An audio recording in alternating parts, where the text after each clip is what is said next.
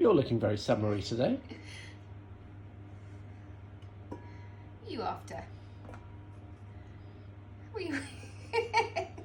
Anyway, I got some chicken thighs. Well, they're not that bad.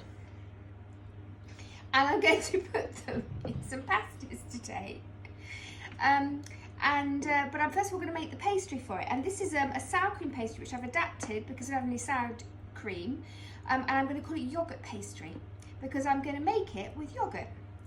Because it's going to be a lovely creamy pastry, buttery and also flaky.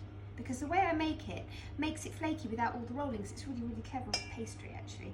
So what I've got in that food processor, my Magimix, is about 175 grams of plain flour. This is cold butter, which I've cubed, and that's about 150 grams. Okay, and I'm going to give it a quick whiz together so it's like breadcrumbs. I still want the butter to be in biggish pieces, not biggish, but well, moderate sized pieces. You'll see in a sec.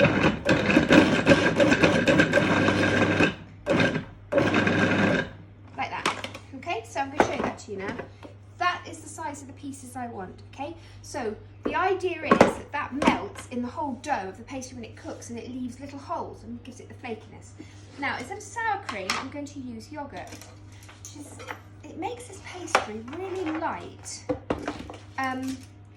It's still enough fat in there, hence the sour cream, why I use sour cream, but it's slightly lighter and firmer and less greasy actually as well.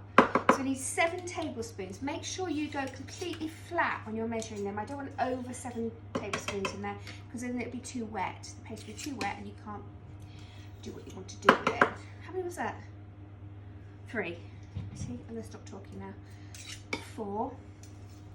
Otherwise I'll forget how many I've done. 5.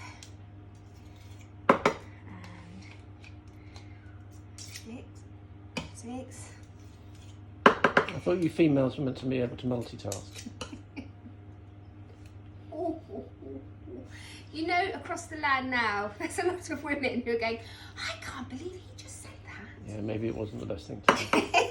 Ew. Naughty boy.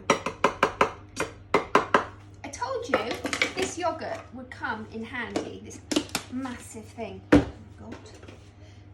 Right, so now we're going to whisk it on to put this together. And it will. In one bowl. Just give it a moment. It will.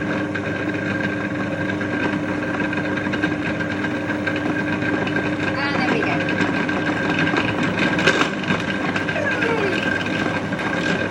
Done. Right. It's got a lovely squidgy texture, almost like plasticine. It's very pliable, this pastry, but I'm going to wrap it up in some cling film, pop it in the fridge and give it a rest for about 20 minutes. So, while the pastry is chilling, I've chopped up my chicken thighs. I've only used 2 because you don't think about pasties. Have I said I'm doing pasties? I'm doing chicken pasties with butternut squash, which is roasted. But the thing about pasties, it's kind of a food where you put lots of cheap things inside it, so you don't need a lot of meat. It's just sort of filling, really. It's just a nice. This is going to be a very nutritious filling, but it's not going to be a very expensive one. So, got some chicken thighs in there. I'm going to add to that just a little bit of dried thyme. If you have fresh, brilliant, put some in. But just a little bit of dried. Just put that through. I'm also going to put some cumin seeds. Just a handful are going to go in. Not a handful, a sprinkling. Sprinkling of cumin seeds. And some garlic. Clove, give it a good smash.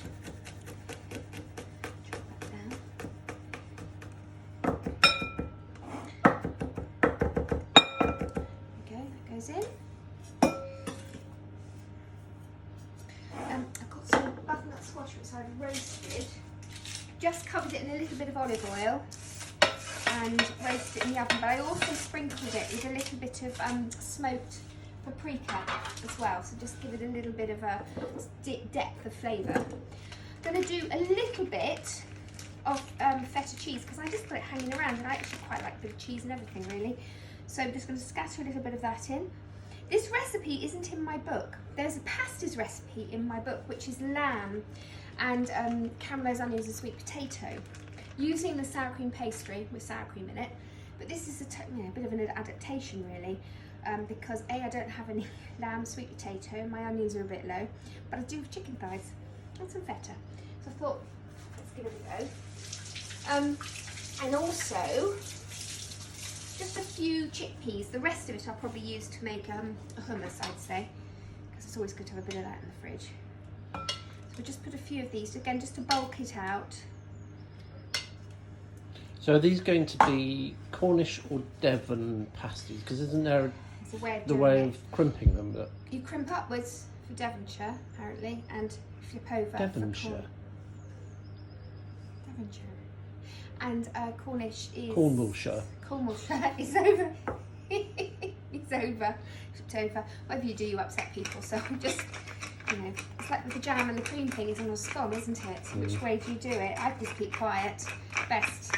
Don't put my head above the parapet on There's that a Dawn French way and then there's another way. Yeah, she's brilliant, isn't she? I love her. So a little bit of salt and pepper in there, stir it around, and then that's ready.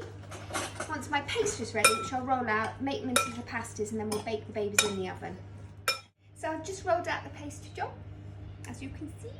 It's so easy and it's so pliable, this pastry. It's wonderful because of the fat content in it. And we've got a little bit left over which we can use again.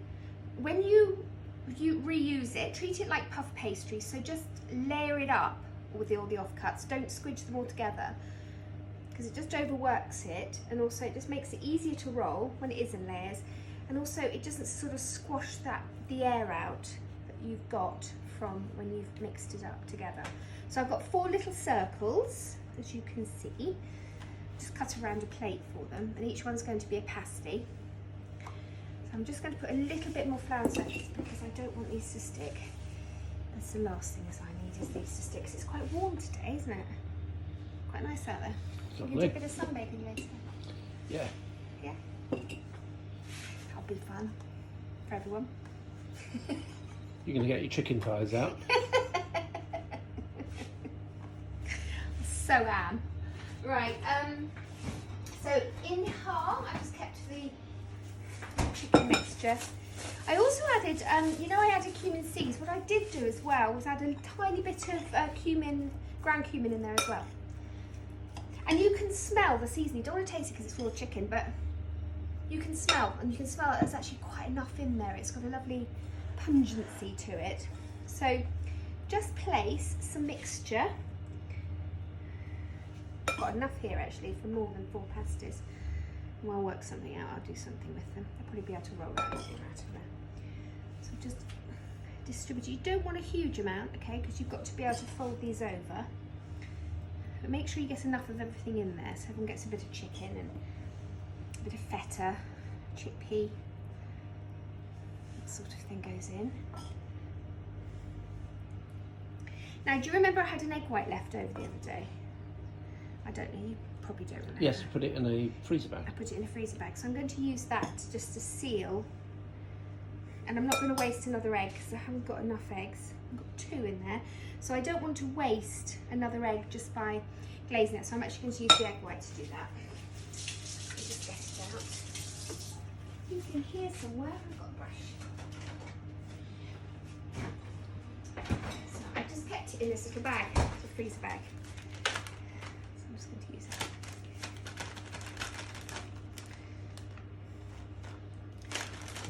You can just use water, but I'm just going to, in fact most people do use water. I'm just going to fold it over like that and stick it down. Okay, so you've got a half circle, it's all been pressed down, and then you sort of just twist it. Now I'm not going to say I am a genius pasty twister, I'm just going to do my best. You twist it all over. In fact, it's not completely brilliant. But it'll do, just seals it all in together, and then pop it onto a baking sheet. I'm using the same one I used for the butternut squash because I don't want to waste my paper. A bit more of that. And so on and so forth until they're all done. So just give them the glaze with the egg white. Give them a little bit of a shine. It's not going to be the sort of the deep egg yolky yellow shine that you normally get, but it'll give it a glaze. And then they're just going to go into the oven. I'll have a little check of my recipe, probably about 30 minutes at 180. Yeah, lovely. In the end, they took about 35 to 40 minutes in the oven, a little bit longer. Now, you can see inside there. You can see the chicken, the feta, and well, it's really hot, John, but I'm just going to go for it. Oh, look, can I just point out this amazing pastry and how flaky it is and light?